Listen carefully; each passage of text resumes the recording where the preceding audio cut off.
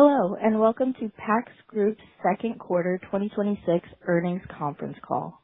All lines have been placed on mute to prevent any background noise.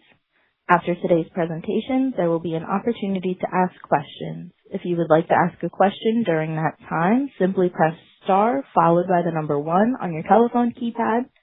If you would like to withdraw your question, please press the pound key. Speakers on today's call are Jason Murray, PACS Group's Chief Executive Officer, Carrie Hendrickson, Chief Financial Officer, Josh Jurgensen, President and Chief Operating Officer, and Ryan Welsh, Director of Corporate Finance. The call today is being recorded, and a replay of the call will be available on the PACS Group Investor Relations website an hour after the completion of this call. A replay of the webcast will be available for 30 days. Information to access the replay is listed in yesterday's press release, which is available on our website under the Investor Relations section. Before we would begin, I would like to remind everyone that during today's call, we'll be making forward-looking statements regarding future events and financial performance. I'd now like to turn the conference over to Ryan Welsh, Director of Corporate Finance. Please go ahead. Thank you, and good morning, everyone. Thank you for joining us for our earnings call. Before we begin the prepared remarks, we would like to remind you that yesterday, PACS Group issued a press release announcing its second quarter 2026 results. An investor presentation was published and is available on the Investor Relations section of PACS.com. I'd also like to remind everyone that during the course of today's conference call, we will discuss certain forward-looking information, including our expectations for 2026 revenue and adjusted EBITDA that is based on our current expectations, assumptions, and beliefs about our business. Any forward-looking statements are subject to risks and uncertainties that could cause our actual results to materially differ from those expressed or implied on today's call.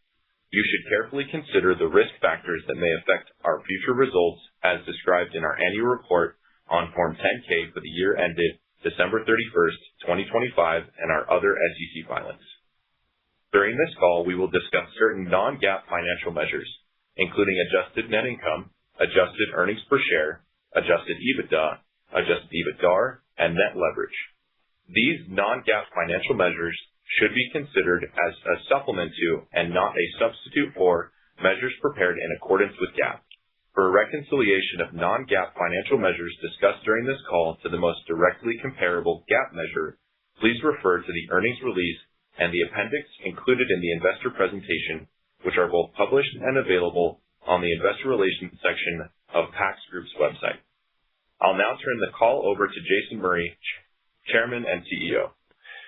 Thanks, Ryan, and thanks everyone for joining us this morning. We're pleased to report another strong quarter for PACS and to close out the first half of 2026 with continued momentum across the organization. Building on the strong start we delivered in the first quarter, our second quarter results reflect the sustainability of our operating model, the continued execution of our teams, and the meaningful progress we're seeing across facilities at every stage of our maturity cohorts. Throughout the first half of the year, our teams remained focused on strengthening performance across the existing portfolio, advancing recently acquired facilities toward mature operating levels, and continuing to invest in the people and infrastructure required to support our growth. That focus is showing up in our results. Our existing portfolio continues to perform very well. Quality outcomes are improving, and the strength of our leadership bench and balance sheet is allowing us to pursue the next phase of growth from a position of strength. Revenue increased 9.1% in the second quarter, while adjusted EBITDA grew 25% compared to the prior year. That relationship is important because it demonstrates that the growth we are generating is translating into meaningful margin improvement as our facilities mature, occupancy increases, patient mix strengthens, and our teams continue to operate with discipline. Just as importantly, the performance this quarter was driven by the existing portfolio. Our same-store facilities delivered revenue growth of 5.8%, while same-store occupancy increased by 150 basis points. Across the broader portfolio, overall occupancy increased by 180 basis points, and skilled mix improved by 100 basis points compared to 2025. We believe these results provide continued evidence of the organic growth embedded within our portfolio and the strength of our locally led, centrally supported operating model. As of June 30th, PACS operated 324 healthcare facilities across 17 states with 35,631 total beds, including 32,790 skilled nursing beds and 2,841 assisted living beds. Across this platform, our teams care for more than 31,900 patients each day, supported by approximately 48,000 employees. Our scale provides meaningful geographic diversity, leadership depth, and access to clinical and operational resources. However, we believe the more important differentiator is how that scale is organized. Healthcare is local. Our administrators and facility leadership teams are empowered to make decisions closest to the patient, where they can have the greatest impact. PACS services and our regional teams provide the technology, systems, and clinical resources, compliance framework, and administrative support that allow these local leaders to operate effectively and consistently. This structure enables PACS to retain the responsiveness and accountability of a locally operated healthcare organization while benefiting from the infrastructure and resources of a scaled national platform. Across the portfolio, facilities continue to progress through our integration lifecycle. At the end of the quarter, our skilled nursing portfolio included 184 mature facilities, 100 ramping facilities, and 6 new facilities. This mix reflects the significant progress we've made integrating the facilities acquired during our 2024 expansion. As facilities gain tenure within the PACS model, our local and regional teams remain focused on strengthening leadership, implementing our clinical and operating systems, and building trusted relationships within their healthcare communities. We continue to believe that this progression represents an important source of organic growth within our existing portfolio and demonstrates the scalability of our operating model. We are also encouraged by the continued improvement in quality across our facilities. At the end of the second quarter, 239, or 83.6% of our skilled nursing facilities with reported CMS quality measure ratings were rated 4 or 5 stars. Our mature facilities achieved an average CMS quality measure rating of 4.5, meaningfully above the industry average of 3.7. We are proud of these important clinical measures, which are the product of the disciplined execution of our caregivers, administrators, and clinical leaders, and regional teams every day. We believe these results distinguish PACS as a leader in clinical quality and reinforce our long-held view that delivering exceptional patient outcomes is not separate from financial success. It is one of the primary drivers. When a facility delivers strong clinical outcomes, it builds trust with hospitals, payers, patients, and families. That trust supports admissions, occupancy, patient mix, and ultimately the long-term financial performance of the facility. We believe this creates a virtuous cycle centered on delivering excellent care. To bring that model to life, I'd like to highlight the progress made at one of our facilities in California. PACS acquired this large skilled nursing facility while it was already designated as a special focus facility, a designation reserved for nursing homes with a history of significant quality concerns and regulatory noncompliance. The facility's regulatory history and special focus designation were significant enough that many potential operators chose not to pursue what was otherwise a highly attractive portfolio transaction. PACS viewed the opportunity differently. We believe our operating model is uniquely designed to improve clinically and operationally challenged facilities, allowing us to pursue opportunities that others often cannot. We recognize both the challenge and the importance of preserving access to care for a uniquely vulnerable patient population, and we committed the resources necessary to execute a long-term turnaround. The facility is specifically designated to serve behavioral health patients and includes a fully secured unit, allowing it to care for some of the most fragile and clinically complex patients in the community. Many residents live with serious mental illness. Only a small percentage have active family involvement, and many enter the facility following periods of housing instability or homelessness. The facility had experienced years of operational instability, repeated leadership turnover, and an extensive history of regulatory deficiencies prior to our acquisition. While meaningful improvements have been made over time, it had been unable to demonstrate the sustained performance necessary to graduate from the Special Focus Facility Program. The severity of the situation became clear in March of 2025 when the facility received written notice of the potential termination of its Medicare and Medi-Cal provider agreements. At one point, CMS communicated in writing its intent to decertify the facility, underscoring both the seriousness of the challenges and the amount of work that still remained. Such an action would have displaced more than 250 highly vulnerable residents and created significant uncertainty for the facility's more than 500 employees. Rather than stepping back, the local leadership team supported by PACS Services intensified its efforts with a clear objective: elevate the quality of care, create organizational stability, preserve this critical community resource, and successfully graduate the facility from the Special Focus Facility Program. The turnaround required more than new procedures. It required a fundamental cultural transformation. The leadership team aligned employees around a shared purpose, established clear expectations, reinforced accountability, and committed to delivering consistent, high-quality care across every department. With close support from the clinical, operational, and regulatory expertise of PACS Services, and through ongoing collaboration with CMS and the California Department of Public Health and other technical assistance partners, the team strengthened systems, processes, and clinical outcomes across the organization. Those efforts culminated on June 29, 2026, when the facility successfully graduated from the Special Focus Facility Program. This outcome represents far more than a regulatory milestone. It reflects years of commitment from local caregivers and PACS support teams who refused to accept that the facility's challenges were insurmountable.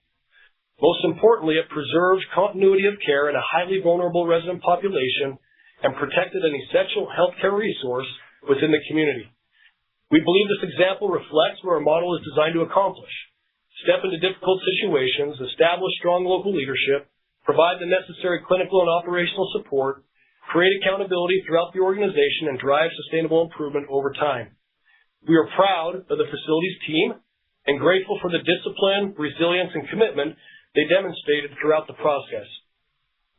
The strength of our operating platform and leadership bench also gives us confidence as we return to a more active period of acquisition growth. As previously announced, PACS entered into a definitive agreement to acquire the operations of 34 skilled nursing facilities from Eduro Healthcare. The portfolio includes 3,633 skilled nursing beds across Texas, Montana, South Dakota, North Dakota, New Mexico, and Utah. On August 1st, we closed on the operations of the first 20 facilities in Texas. We currently expect the remaining facilities to close during the third and fourth quarters. The transaction adds significant density in Texas, where we can leverage established regional leadership, clinical resources, and referral relationships, and operating infrastructure. It also expands our presence across several existing and adjacent markets and creates an opportunity to apply the PACS operating model across a meaningful group of facilities. Our acquisition strategy remains highly disciplined. We focus on opportunities where we can recruit and deploy strong local teams, invest in operational excellence, improve clinical quality, and create meaningful long-term value through the support and resources of PACS Services. We believe this transaction is consistent with that approach and provides an opportunity to create additional clinical and financial value over time. Our existing portfolio remains the primary driver of our earnings growth.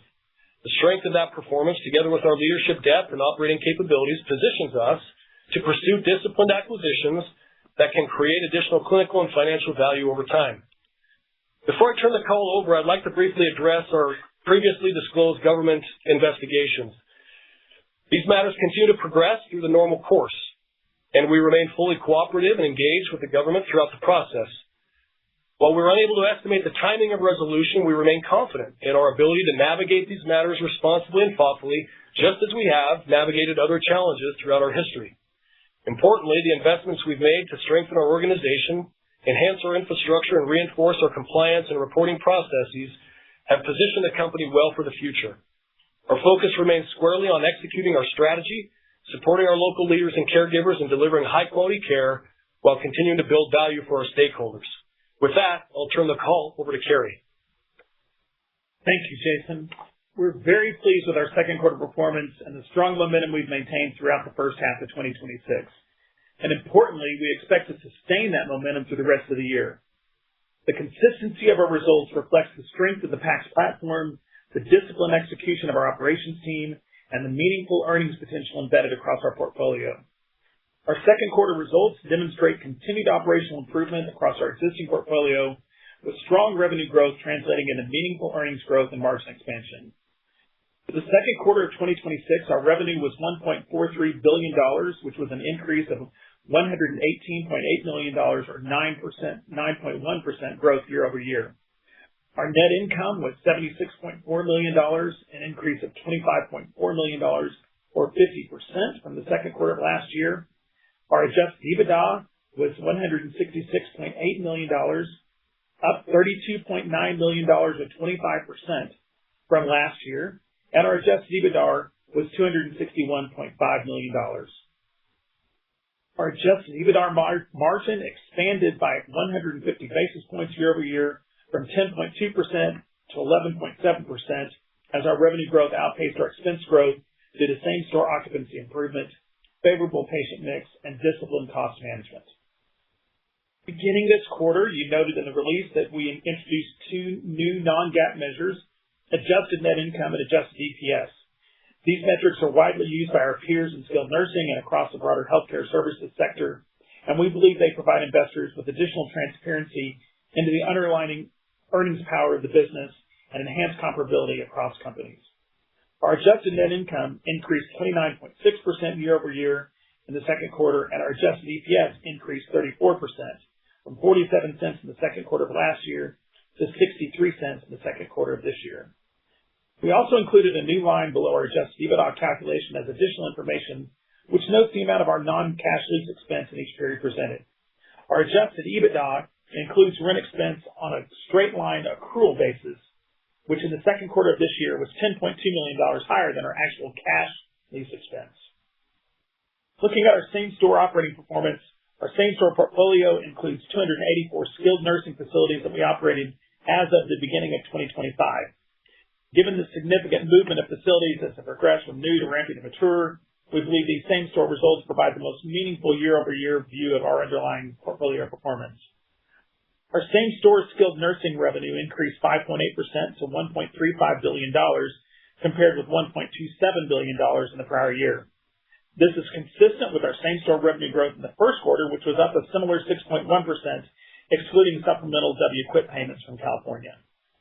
Our same-store occupancy increased to 90.6% from 89.1%, which was an improvement of 150 basis points. And our same-store skilled mix increased to 29.7% from the previous 29.2%. The meaningful improvement in each of these metrics provides a clear view of the underlying strength of the existing portfolio and demonstrates that our growth continues to be supported by internally driven operating improvements. For the total skilled nursing portfolio, occupancy increased to 90.4% compared with 88.6% in the prior year. This represents an improvement of 180 basis points and remains significantly above the industry average of 79.5%.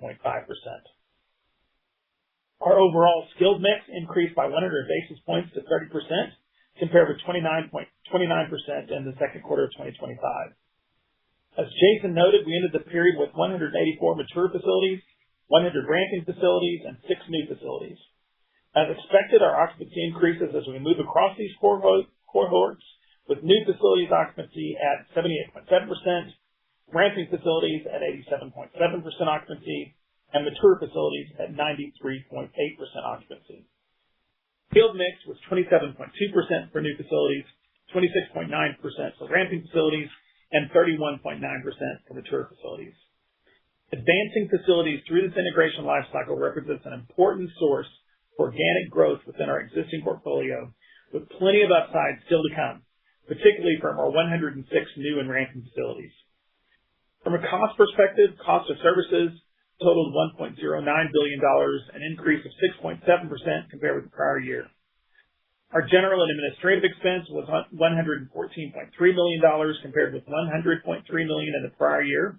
That increase reflects continued investment in the personnel, systems, and compliance infrastructure necessary to support the scale and complexity of our organization, as well as higher stock-based compensation expense. Taken together, our total operating expenses increased 7.3% year over year. We believe these results demonstrate our ability to continue investing in the infrastructure necessary to support long-term growth while generating meaningful operating leverage across the platform. Turning to cash flow and the balance sheet, we generated $371.8 million of cash from operating activities during the first 6 months of 2026. During the second quarter, we deployed $104.3 million to acquire real estate within our operating footprint, bringing our total real estate investment to $190.8 million for the first 6 months of the year. We've exercised a few other real estate purchase options since the quarter end, and we currently own the underlying real estate associated with 64 of our operated facilities. As of June 30, we had $756.6 million of available liquidity, including $164.5 million of cash and cash equivalents. We had nothing drawn on our $600 million line of credit at June 30. We ended the quarter with net leverage of 0.1 times. Our conservative leverage profile and substantial liquidity provide meaningful flexibility to invest in our existing facilities, support the integration of our newly acquired operations, selectively increase real estate ownership, and pursue acquisition opportunities that meet our clinical, operational, and financial criteria. We believe our ability to pursue growth while maintaining this balance sheet position remains an important strategic advantage. Regarding our previously disclosed material weaknesses and internal control over financial reporting, we're actively advancing our remediation plan and have made substantial progress, and we expect to have them remediated by the end of the year. We're strengthening our leadership team, enhancing our compliance department, and implementing additional controls across key areas of the business, particularly within our revenue processes. Importantly, our financial statements continue to be prepared in accordance with GAAP, and we believe the results that we reported this quarter fairly present the financial position and performance of the company. As we look at the back half of the year, we expect to continue to perform at a high level, and therefore we're increasing both our full-year revenue and our adjusted EBITDA guidance. As noted in our earnings release, we're increasing our full-year revenue guidance to a range of $5.75 billion to $5.85 billion, which is up $100 million on both ends of the range from our previous range of $5.65 to $5.75 billion. At the new midpoint of $5.8 billion, our revenue guidance represents 10% growth in revenue for the full year over 2025. We're also increasing our adjusted EBITDA guidance to a range of $640 million to $660 million, which is up $35 million on both ends of the range from our previous range of $605 to $625 million. At the midpoint of the range, this represents a 29% increase in our adjusted EBITDA over the full year 2025. Our guidance methodology remains consistent with the approach we introduced last quarter, under which we include the expected contribution from transactions that have been completed as of the date of this guidance, while excluding transactions that remain pending. Our updated guidance therefore includes a modest contribution from the 20 Texas facilities that we acquired from Maduro on August 1 for the portion of the year in which we'll operate those facilities. However, the remaining 14 facilities associated with the Maduro transaction are not reflected in our current guidance because those acquisitions have not yet closed. We currently expect those facilities to close during the third and fourth quarters, subject to customary closing conditions and regulatory approvals. We continue to see a robust pipeline of acquisition opportunities and remain actively engaged in evaluating potential transactions that align with our strategic, operational, and financial criteria. Beyond the remaining Maduro facilities, we expect to announce and close on other facilities before year-end. Overall, our updated guidance reflects confidence in the underlying performance of our existing portfolio and in our ability to integrate acquired operations while maintaining financial and operational discipline. With that, I'll turn the call back to Jason. Thanks, Gary. We're pleased with our performance through the first half of the year and remain focused on carrying that momentum into the second half. And so with that, operator, we're ready with questions.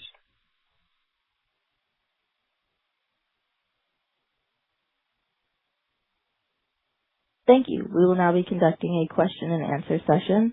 If you would like to ask a question, please press star 1 on your telephone keypad. A confirmation tone will indicate your line is in the question queue. You may press the pound key if you would like to remove your question from the queue. For participants using speaker equipment, it may be necessary to pick up your handset before pressing the star keys. One moment while we pull for questions.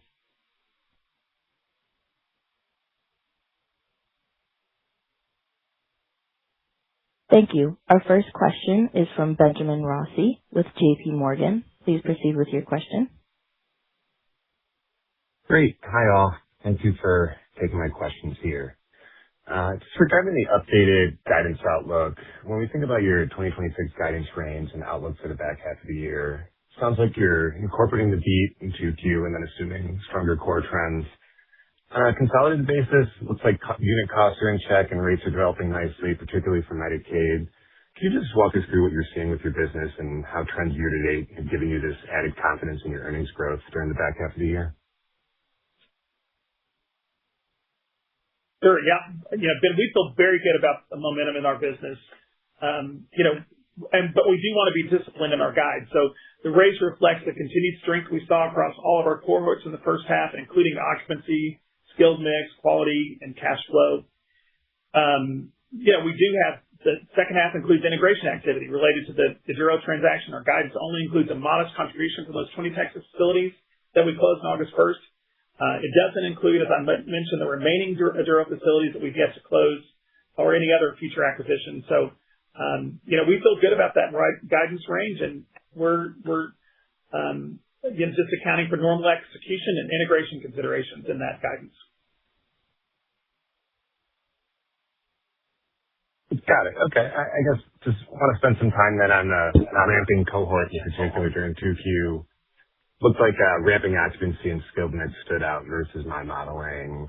Saw some noticeable rate growth on the Medicaid side too within ramping that stood out compared to the rest of the group.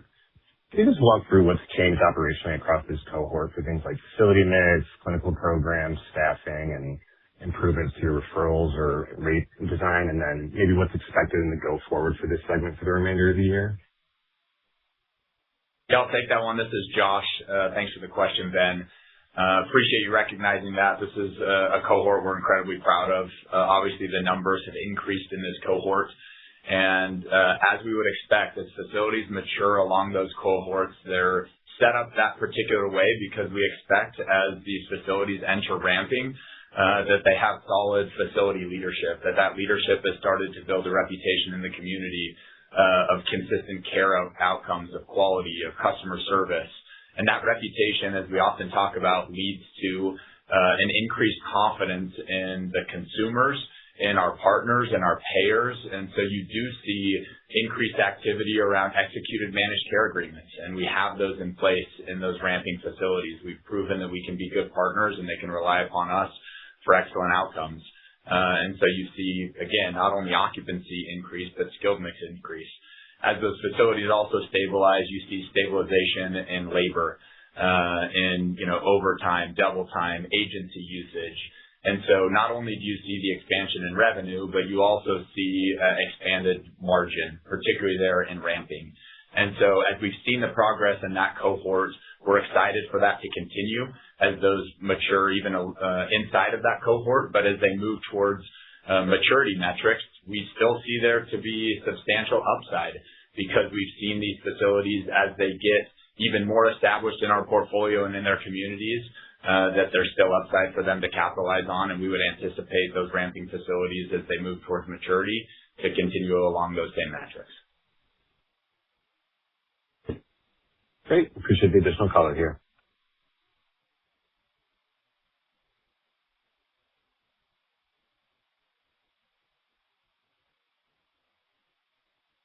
Thank you. Our next question is from David McDonald with Truist Securities. Please proceed with your question.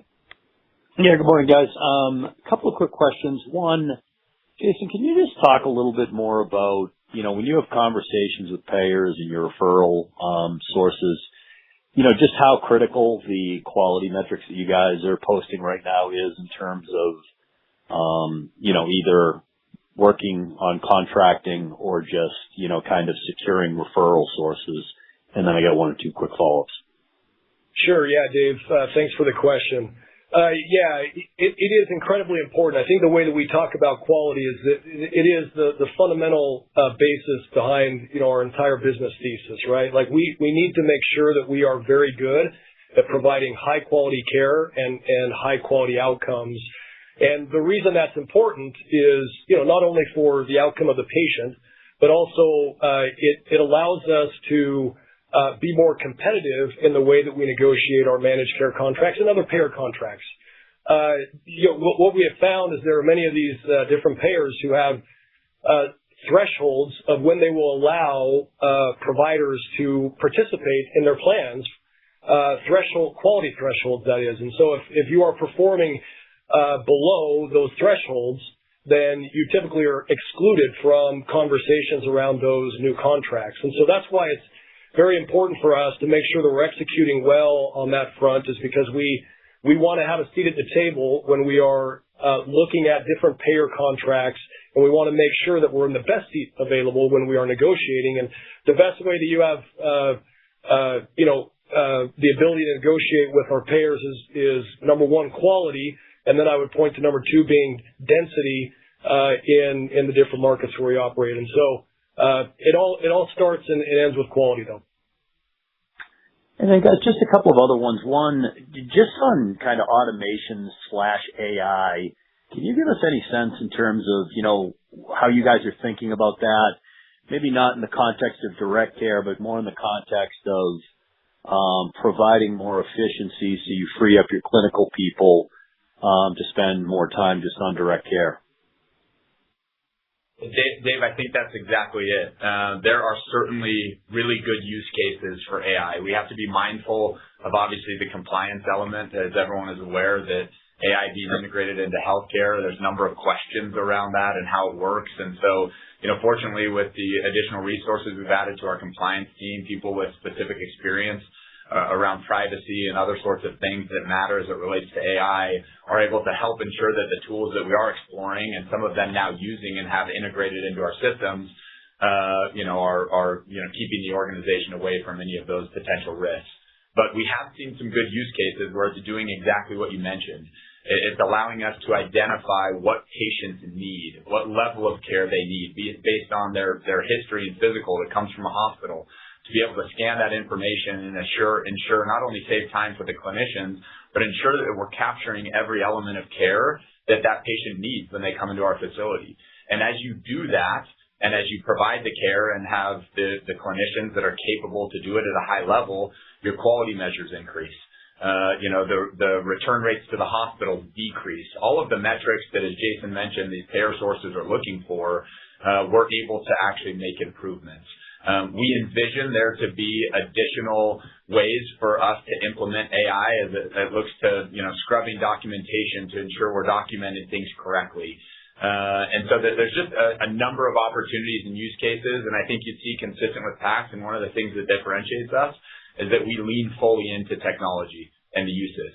We built, integrated dashboards, as we've talked about historically. And so there's been a full lean in where historically our space hasn't seen people do that. And we would anticipate, with what we've seen so far and what we continue to see into the future, an ability for us to layer these things on and make us more efficient in the way that we operate, hopefully leading to margin expansion as well, and to free up clinicians so they can do what they should be doing, which is have as much touch and interaction with the patient as possible. Okay, and guys, just last question. Look, obviously the operating environment broadly across healthcare has been, fairly dynamic over the last couple of years. I'm just curious, when you look at your pipeline, can you just provide us a little bit more detail? Is the breadth of the pipeline bigger than it's kind of been historically? Any chunkier assets kind of coming into the pipeline? Just any additional detail in terms of what you're seeing would be helpful. Yeah, I think that I'll take that question. This is Jason. I think what we're seeing is just, again, another high level of activity with M&A. It's been very busy, especially since getting back in compliance with the SEC with our filings. We've seen more and more activity come our way, and I would characterize it, Dave, as being kind of a mixed bag of everything from smaller one-off deals to smaller kind of regional operators to large chunky deals. We really are seeing pretty significant diversity in the types of deals that we're looking at, and so that's encouraging to us because it gives us the optionality that we would want when trying to be disciplined and strategic when we're thinking about our growth. Okay, thanks very much, guys. Appreciate it. Got it. Thanks. Thank you. Our next question is from AJ Rice with UBS. Please proceed with your question. Hi, everybody. Maybe just first to ask you about what you are seeing on the payer side, we know the Medicare rates that have been proposed, but any comment on what you're seeing on go-forward basis in your discussions with your various states about Medicaid updates? I know in the quarter you were up 3%. Is that sort of the rate type of dynamic you're seeing? And then managed care, there's been some discussion about managed care contracting generally in the industry. You had a healthy rate increase in this quarter. What are you seeing in contracting there? Yeah, I'll maybe start, AJ, this is Josh. I'll start with just the underwriting process that we go through as we evaluate, particularly to talk about the Medicaid. We specifically identify states that we think that we have an opportunity to make improvements on Medicaid rate reimbursement. And we've been fortunate to enter a number of those states where they incentivize quality, not just in quality payments, but there's an element of the rate that includes your ability to provide quality care to your long-term population, the Medicaid base.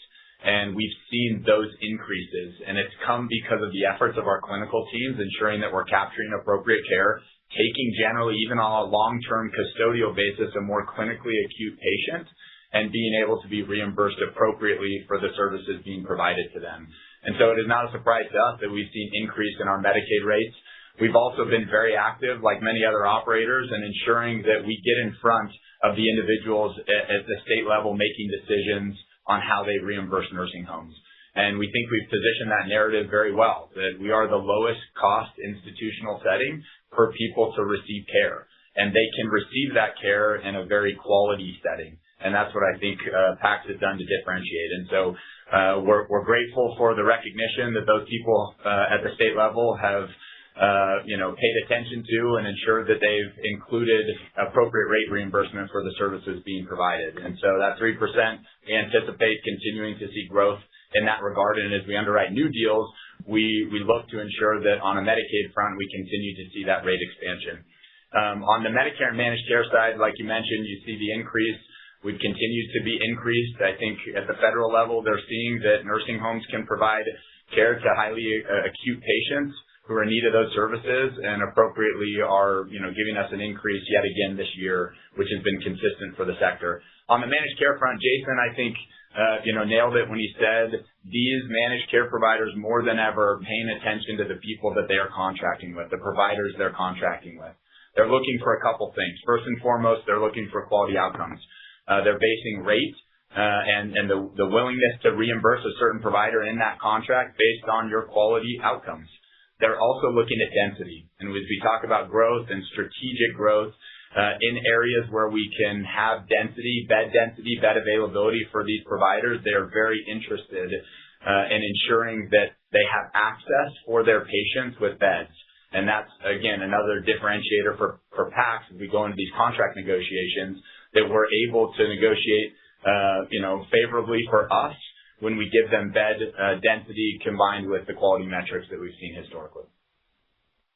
Okay, that was helpful. Maybe also just to ask you on your largest expense item, what the dynamics are around labor, availability of supplies, need to rely on temporary staff and other things, wage updates, any commentary around there and any initiatives you have underway related to labor? Yeah, the general dynamics of the labor market are continuing to improve. And I know we referenced post-COVID. That was the most recent challenge that the industry has had. And since that point, not only across the nation for all providers, but for us specifically, we've actually seen that numerically have an impact. We don't have a major issue with job postings and responses to those job postings, which we had once upon a time. As we look at our labor, oftentimes we measure that as a percentage of revenue. And our contract labor in Q2 was the lowest it had been in any of the past 2 years. And so as we look at those trends, we're incredibly encouraged to see that, those labor dynamics are leading to increased margin expansion as our facilities continue to operate at the level that they are. All right, great. Thanks so much.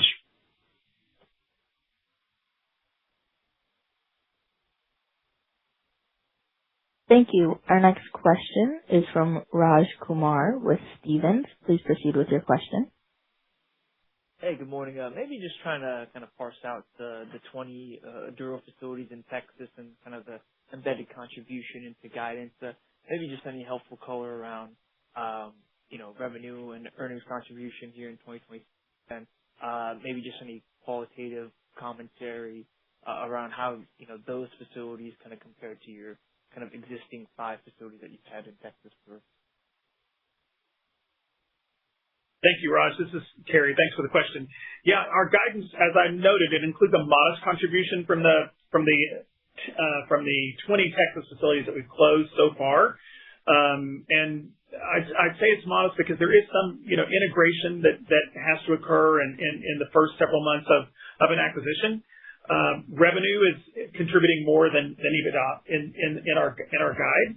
But the Duro facilities still have a lot of upside, and I'll let Josh actually talk about where they are now and where we think they can get to. Yeah, this is an acquisition that we were underwriting for a while, and although there's a strong foundation in the Duro team, maybe different than some of the acquisitions that we've done historically, where you sense more distress when you walk into these facilities. The Duro team worked hard on prioritizing care and outcomes, and actually did have positive EBITDA margins. With that being said, we still recognize that as we underwrote this deal, we saw opportunities for the uniqueness of PACS model to actually add, particularly in certain KPIs. On the quality measure front, we think there's room for improvement. And as we make those improvements in quality measures, we believe that we can see expansion in both occupancy and skilled mix. Particularly in these 20 facilities, as example, they run in about the mid 60% occupancy and around 10 to 11% skilled mix. And so when you compare them to other new facilities that we've taken on, they have similar metrics in that regard. And we believe as they begin to progress with the PACS, specific attention to those areas, we're going to see them move from the new and the ramping and to the mature cohorts. And so as each of you look at that and model it just like we have done, you can count on those facilities following a similar path to what you've seen historically from our acquisitions. Great. And then maybe as my follow-up, just kind of thinking about or tying the topics of quality and then reimbursement. I think Ohio had, finalized its recalculation of some prior year quality incentive payments. So curious on, any kind of sizing color you could kind of provide on that, and whether, this kind of been baking in for those payments. Yeah, thank you, Raj. Yeah, those payments haven't come yet, so we don't know exactly what they're going to be. We have not been accruing for them because of that very fact. We don't know how much they're going to be, and we don't know when we're going to receive them. We've had some, we thought we might have received them actually before now, and the amounts, have varied from time to time. So that's why we have not accrued anything for those. I would say we do expect to receive them in the second half of the year, but we've not included any of that in our guidance. So I think that would be upside to where we are. I know it would be upside to where we are because we've not included any of it in our guidance. Great. Thank you.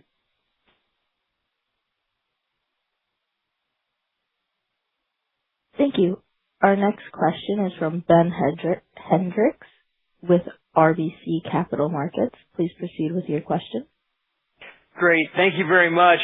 Just one more question on the new facilities and the guidance. You mentioned some integration costs, and I imagine there's more expense kind of coming on associated with those facilities. Just wanted to see if we could parse that out a little bit in terms of are we expecting a step up in agency utilization as we bring those on versus your legacy platform? Is there any kind of degree that we have additional overhead and administrative costs, and then versus costs related to local leadership change? Do you expect to have to put a meaningful portion of or replace a meaningful portion of the local leaders with some of your leaders in training?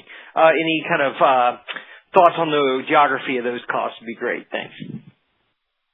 Yeah, specifically, Ben, I don't see anything. You mentioned labor. I don't see any sort of increase in agency labor. When we take on new acquisitions, and this transaction, although slightly different, won't be different than how we handle these. We go in, we evaluate the teams in place. I think these teams generally have a little more strength than we've historically seen in some of the more distressed assets that we've taken on.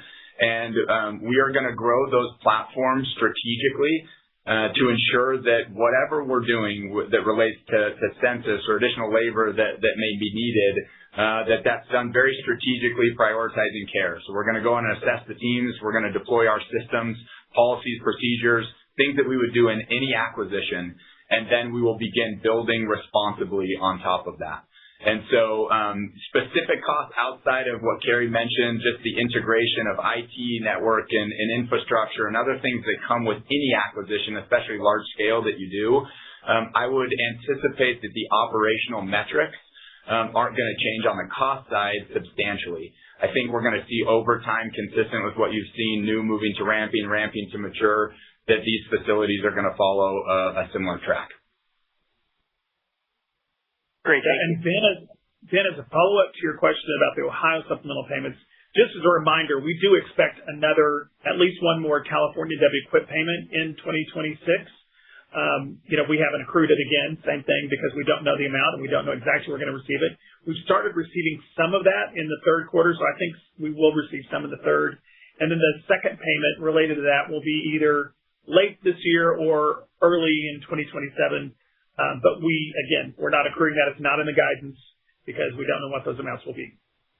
And to be sure, those will be reflected in your same-store revenue growth. Yes, they will, just like they were in the first quarter. Okay, thank you.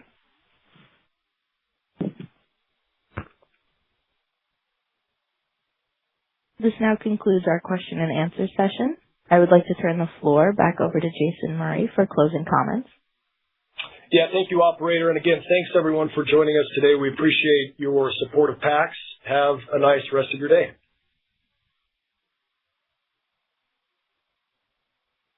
Ladies and gentlemen, thank you for your participation. This does conclude today's teleconference. Please disconnect your lines and have a wonderful day.